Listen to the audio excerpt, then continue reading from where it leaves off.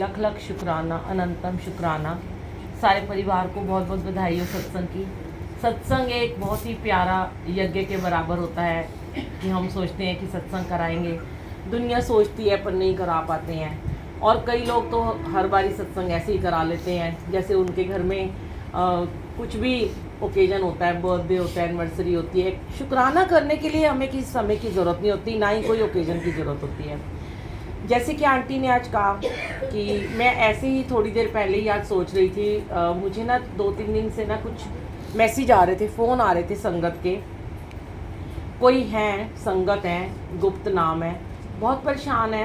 तो जैसे आंटी ने बोला कि हमें गुरुजी ने इतना कुछ दिया, हम शुक्राना नहीं करते हैं। वाकई में सच है। जब हम संगत जी ऐसे लोगों को देखते हैं ना जो इतने दुख में है, इतने दुख में है, छोटे छोटे बच्चे 5 साल 7 साल के, उनको कैंसर, उनकी किडनी खराब, उनको डायलिसिस हो रहे हैं। किसी का यंग बच्चा जेल में चला गया, उनको मतलब उस बच्चे ने कुछ किया भी नहीं, उसको किसी ने फंसा दिया और उसको बेल नहीं मिल रही है। वो कितना मार हो रही है कि भाई मेरे लिए कैसे कोई अरदास कर दे, कितना गुरुजी को वो मना रहे हैं। तो मैंने उनको यही समझाया कि आंटी, प्रारब्ध के कर्मास तो काटने ही पड़ेंगे। आप जाप चलाओ, 24 घंटे जाप चलाओ, कहीं ना कहीं किसी समय तो पुकार गुरुजी जरूर सुनेंगे ना।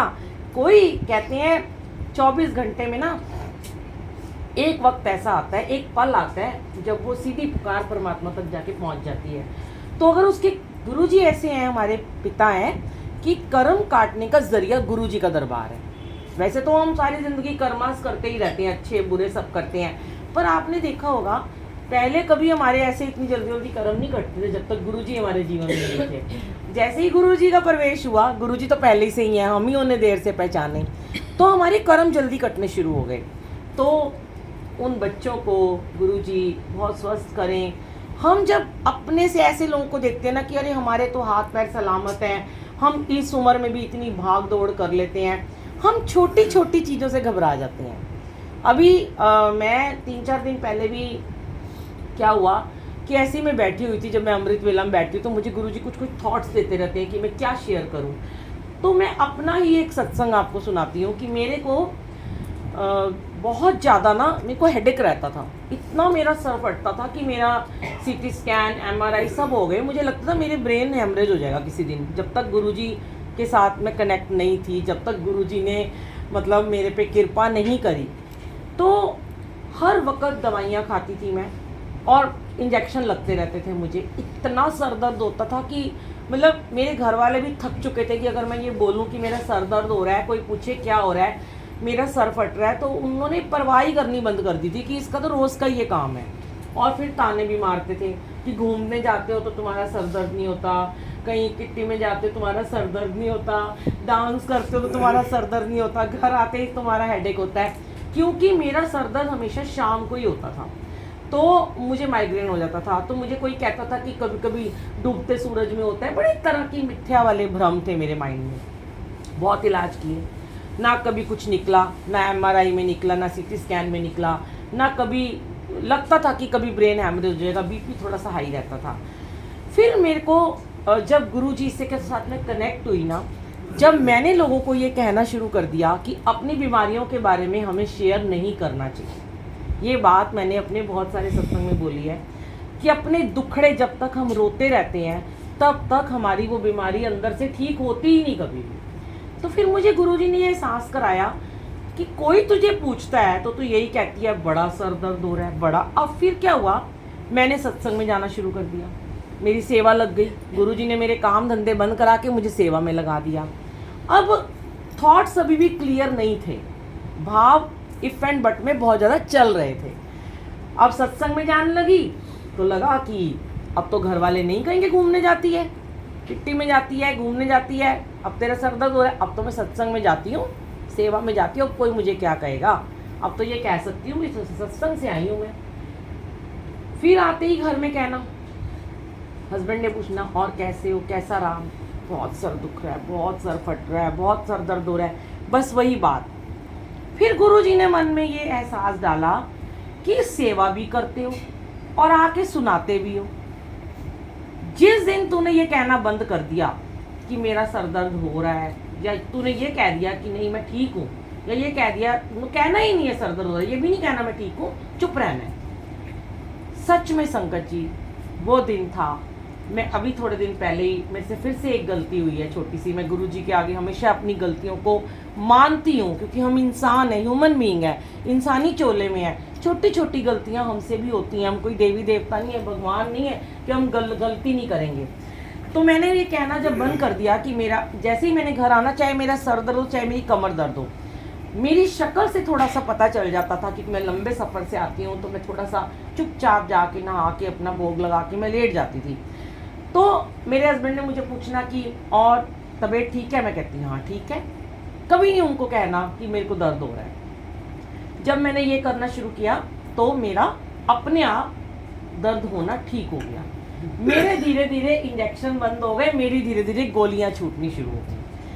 अभी की मैं आपको बात बता रही हूँ कि अभी बहुत दिनों से हम डेली जा रहे हैं सत्संग में, बाहर भी जाते हैं, लंबा लंबा सफ़र भी कर रहे थे, काफ़ी दूर दूर जा रहे थे। तो थोड़ी स्लिप डिस्क की प्रॉब्लम शुरू से चल रही है, तो जब ज़्यादा सफ़र करते हैं, बैठते हैं तो खड़े हो जाते हैं तो हो जाती है, पर वो गुरुजी ठीक कर देते हैं अपने आप।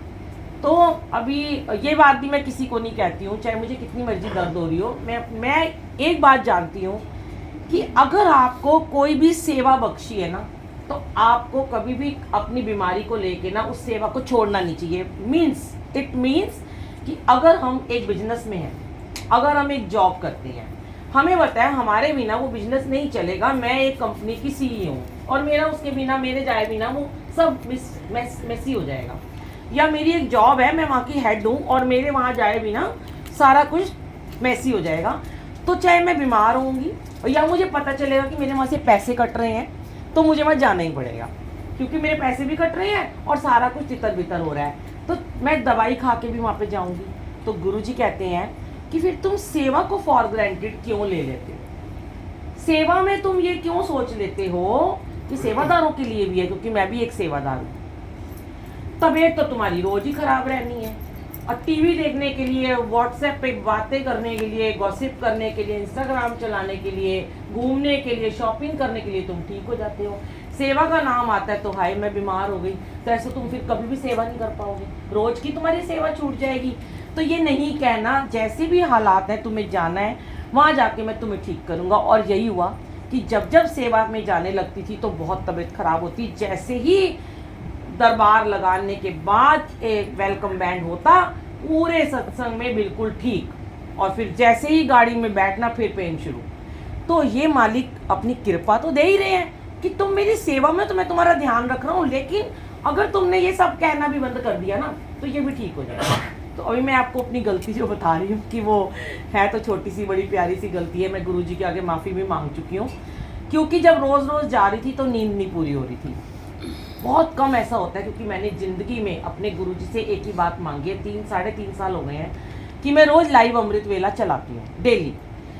जब कभी मैं दिल्ली से बाहर होती हूँ तो हमारा एक यश बेटा है जो बना हुआ है, वो चलाता है, क्योंकि मैं अगर ट्रेन में होती हूँ या बाई एयर होती हूँ, नहीं तो मैं जहाँ जाती हूँ वहाँ से भी चलाती हूँ। एक आधी बार ऐसा हुआ होगा जब मेरी बहुत ही तबीयत ख़राब थी और मैंने एल्प्रेक्स की गोली खाई थी, तो मुझसे उठा नहीं गया, तो मैंने उसको बोल दिया घर में होते हुए भी कि आज तू चला दे।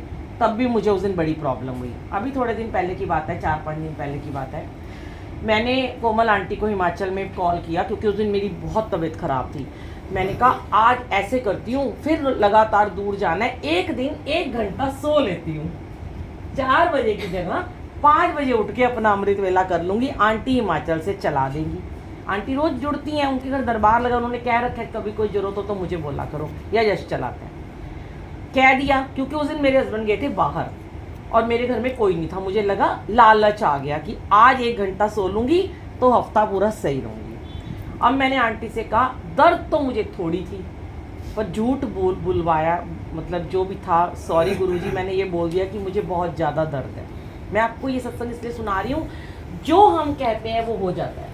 मैंने कहा आंटी मेरी बड़ी तबीयत ख़राब है, कल आप अमृत वेला चला देना। आंटी ने फटाफट कह दिया हाँ मैं चला दूँगी। मैंने कहा 4:15 बजे आप मुझे कॉल करना, अगर मैं उठी हुई तो मैं चलाऊँगी, वरना आप चला देना। अब कह के मैं अलार्म भी लगाया, पर मेरी नींद नहीं खोली गुरुजी ने। शायद वो चाहते होंगे कि मैं सो जाऊँ थोड़ी देर और मेरे को रेस्ट मिल जाए। आंटी को 4:45 हो गए, आंटी ने सोचा मैं चलाऊंगी, मैं फ़ोन नहीं उठा रही थी, उन्होंने चला दिया। बड़े मैसेज आए इतने लोगों के, आंटी शिफ्ट पुरान नहीं शुरू हुई अभी तक, क्योंकि मैंने 4:30 बजे शिफ्ट पुरान भी शुरू की हुई है। आंटी क्या हो गया, आप ठीक हो, आप ठीक हो। जब सुबह उठी तो इतने सारे हज़ारों मैसेज।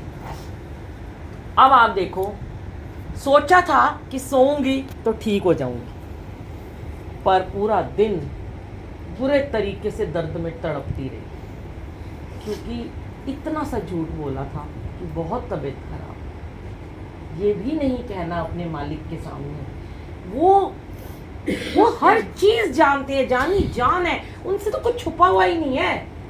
अब इतने, तब उस दिन मैंने गुरुजी को बोला, गुरुजी आज माफ़ कर दो, आज के बाद जब तक जिंदा होना तब तक मैं कभी आपका अमृत वेले में नागा नहीं करूंगी, कभी छुट्टी नहीं करूंगी। क्योंकि संगत जी, मैं अगर सुबह 3 बजे भी घर आती हूँ जगराते से, तो भी मैं 4 बजे नहा के अमृत वेला करती हूँ, क्योंकि सारी संगत वेट कर रही होती है।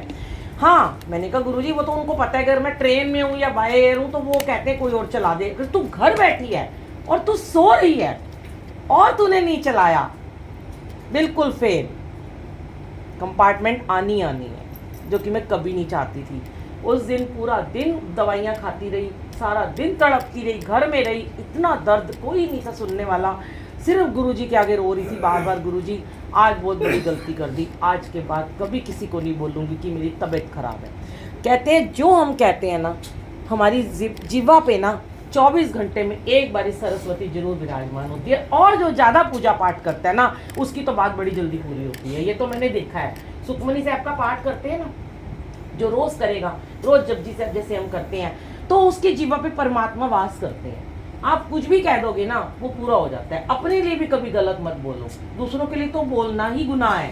कहते हैं खुद के लिए भी कभी मत बोलो कि मैं बीमार हूँ। ये मुझे गुरुजी ने उस दिन सिखाया। शुक्राना गुरुजी, क्योंकि आप हमें लेसन देते हो, पढ़ाते हो, हमारे टेस्ट लेते हो। गुरुजी हमारे बार बार टेस्ट लेते हैं, और ज़रूरी नहीं है कि हम उसमें पास हो जाएं। संगत जी, हमारी भी कंपार्टमेंट आती है, हम भी फेल हो जाते हैं, लेकिन ऐसा कुछ नहीं है कि हम फेल हो गए या हम एक सीढ़ी नीचे आ गए तो हम इतनी सेवा, इतने गुरुजी अमृत वेले कराते हैं, थोड़ा सा कष्ट वो ज़रूर दे देते हैं, पर वो सिखा के जाते हैं कि नहीं, कभी भी इतना सा भी झूठ नहीं बोलना। और संगत को गुरुजी वाले होके तो कभी किसी को झूठ बोलना ही नहीं चाहिए, चाहे वो मजाक में ही क्यों ना बोले। और मुझे तो वैसे भी झूठ बोलने वालों से बड़ी चिढ़ मचती है। कोई इतना सा भी झूठ बोलता है, मुझे लगता है बहुत गलत हो रहा है, क्योंकि हम झूठ बोलते नहीं है, और अपने लिए अगर बोलो तो तभी उसी समय उन्होंने पनिशमेंट भी दे दी, क्योंकि मेरा तो वो रखते ही नहीं है कभी भी। मेरा किया हुआ मुझे शुक्राने के रूप में देते हैं, मेरी सेवा का फल मुझे तुरंत देते हैं, मेरे गुनाह का पनिशमेंट भी वो मुझे तुरंत दे देते हैं। वो रखते नहीं है, मेरा कल के लिए नहीं रखते हैं। वो कहते हैं आज ही तुझे पनिश करके सजा दे दी, ख़त्म। ये आपके सामने इसलिए शेयर कर रही हूँ कि हमें सत्संग में आंसर मिलते हैं। तो हमारा बच्चा बीमार हो, हमारे घर में कोई बड़ा बीमार हो, कभी ये मत कहो बीमार है, वो नेगेटिविटी जाती है। आप अपने आप को ही नेगेटिविटी भेज देते हो, अनजाने में भेज देते हो। कभी मत बोलो। अभी थोड़े दिन पहले मुझे कोई मिले थे, मैं तो जगह का नाम भूल जाती हूँ, कि वहाँ पे उनका छोटा सा बच्चा था, उसको भी डायलिसिस इंजेक्शन लगते थे। मैंने उनको बोला, मैंने कहा आंटी कितने लोगों को बताया? कहते सबको पता है। मैंने कहा आज के बाद सबको ये कह दो मेरे बच्चे के इंसुलिन बंद हो चुके। बहुत रोने लगी आंटी, कहती कैसे कह दूँ? मैंने कहा बोलो कि अब हमारे साथ गुरुजी हैं। जब आपने अपनी सारी बातें अपने गुरुजी पे छोड़ दी, सरेंडर कर दिया, तो गुरुजी की तो बन आएगी वही बात, उन्हें ठीक करना ही पड़ेगा ना। बच्चा कहता है ना मेरे माँ बाप मुझे संभाल लेंगे, तो माँ बाप कैसे भी करके ना उसको संभाल लेते हैं। खुद नहीं खाएंगे, उसको उसकी इच्छा पूरी करेंगे। खुद साइकिल नहीं होगी, उसको साइकिल लेके देंगे, क्योंकि बच्चे ने माँ बाप को सरेंडर कर रखा है। जिस दिन हम अपने गुरुजी को सरेंडर कर देंगे, उस दिन गुरु हमारा ख्याल खुद रखेंगे। मैंने कहा आपका इंसुलिन छुड़ाने वाले सिर्फ ये हैं, लेकिन सारी दुनिया को कहना पहले बंद करो कि मेरा बच्चा बीमार है। अनजाने में एक माँ ही नेगेटिविटी भेजती रहती है।